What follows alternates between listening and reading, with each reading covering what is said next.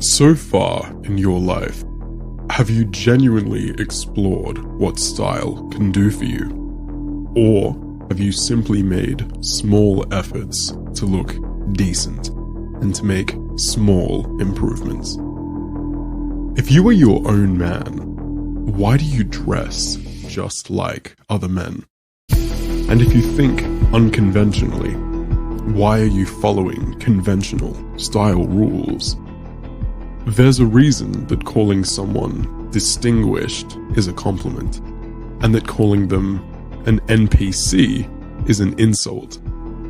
Standing out is a byproduct not just of being different, but of being your true and best self. Don't get us wrong, being different to others just to stand out contains essentially the same problem as being the same as others just to fit in. Think about it. In both cases, you're letting other people and what they're doing, an external set of factors, dictate your decisions. Because if you're trying to be the same as others, you must watch what they're doing and allow that to influence your actions. And if you're trying to be different from them, you have to watch what they're doing and allow that to influence your actions. But if you truly lean into your own individual personality, focusing on yourself and expressing yourself through style as you entrust yourself as the grand tastemaker in your own life, you will shine in your own distinct way, separated from the crowd in a grand accident. Very few things will immediately communicate who you are quite as well as a well-crafted, personalized image. A tailored black suit and crisp white Oxford, betraying the corporate code with a pair of blood-red Chelsea boots and being worn with piercings, immediately begs so many questions that it crafts mystery. Who is this man? And why would he dress up so much when he clearly doesn't work somewhere with a strict dress code? Is he the owner of a company who sets his own rules? Or does he dress so sharply just for the fun of it? You can be a walking mystery whose optic juxtapositions leave hints of who they are and build intrigue. Or you can be just another man who walks around without turning a single head. You might have a very good reason for wanting to be inconspicuous and circumspect, but let's face it, unique yet cohesive looks open far more doors than everyday, bland ones.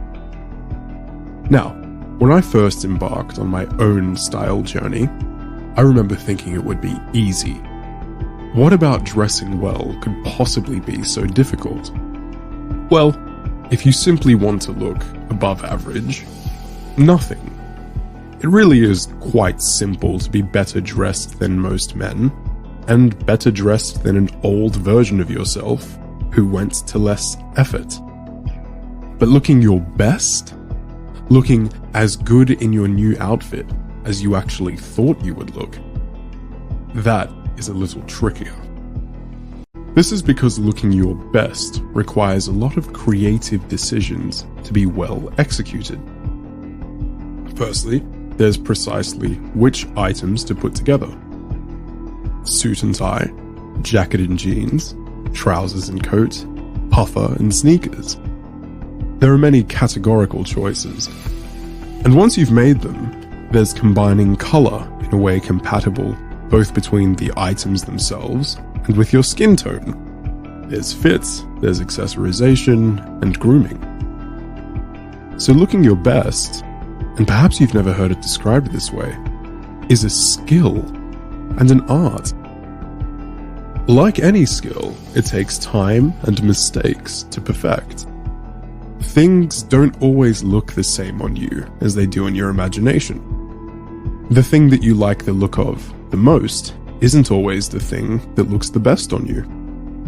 When you shop, try on more items. even the ones that you don't think you'll look good on. You might surprise yourself. When forming your personal style, challenge your comfort zone. Wear everything from the most formal to the least, the most classic to the most cutting edge. See what works on you. Again, you might be surprised. When you've tried everything and found what makes you look your best while hinting at pieces of who you are, don't be surprised when your distinguished appearance gets people thinking, talking, and dreaming about you. A close friend of mine remembers, after years, a man staring at the Caravonga Lake in Spain. He had, as they recall, a double-breasted blue blazer with white linen pants and generous, wavy hair. Remember the power of juxtapositions I mentioned earlier? This man wasn't at work, yet he was wearing a blazer. He was dressed up, yet with wild hair while out in nature. It was memorable because it wasn't following the rules. It was memorable because he was expressing himself, his love of nature and his love of the art of style. And in this process of expression, he never let social convention get in the way of those two passions.